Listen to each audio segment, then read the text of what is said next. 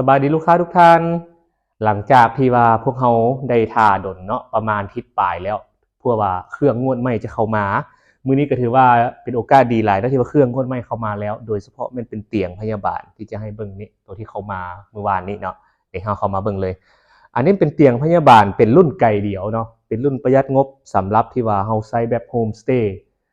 เทคแคร์ผู้ป่วยหลังผ่าตัดอยู่เฮือนอยู่ซานบ่หรือว่าเฮือนเฮามีพ่อตู่แม่ตู่ที่เฒ่าแก่ไปนี่เพิ่นต้องการเตียงที่ไซส์นี่อันนี้เป็นไก่เดี่ยวรุ่นประหยัดงบที่สุดเนาะไก่เดี่ยว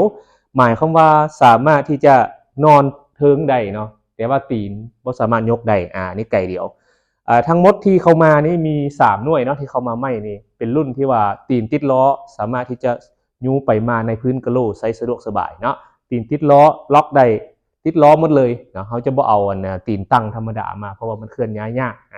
อันนี้เป็นรุ่นไก่เดี่ยวหรือว่าถ้าว่าเป็นคลินิกโคงหมอที่เฮาอยากได้รุ่นเริ่มต้นที่ประหยัดงบที่สุดเนาะในการจัดเข้าคลินิกเข้าโคงหมอเฮารุ่นนี้ก็เป็นรุ่นที่น่าสนใจเป็นรุ่นที่ทางร้านเฮาแนะนำเนาะแล้วเฮาก็ให้ลูกค้าในคลินิกของหมอต่างๆในไซส์จำนวนหลายตัวนี้นี่เนาะเอาเข้ามาเบิ่งใกล้ๆก็ได้นะมาเบิ่งใกล้ๆก่อนก็ได้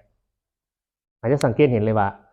รุ่นนี้เป็นรุ่นไกลเดี่ยวแล้วก็มีห้าวกันข้างเป็นรุ่นห้าวกันข้างสามารถพับลงได้มีเบาะแถมมานำแต่ว่าจะเป็นเบาะบางเด้อเอาเบิ่งโครงเลยเนาะโครงแน่นหนาถาวรโครงเป็นโครงเล็กพ่นสีละเอียดมาเรียบร้อยเพราะว่าตัวนี้แม่นสั่งผลิตจากโรงงานเฮ็ดให้ใหม่ๆเลยเนาะมานี่จะบ่มีบนเปิกบนเลื่อนเอียง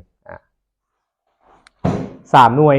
ลูกค้าท่านใดที่สนใจสามารถเข้ามาเบิ่งตัวจริงได้ที่หน้าร้านของพวกเราที่ว่ามีเลยตอนนี้ขอขอบใจ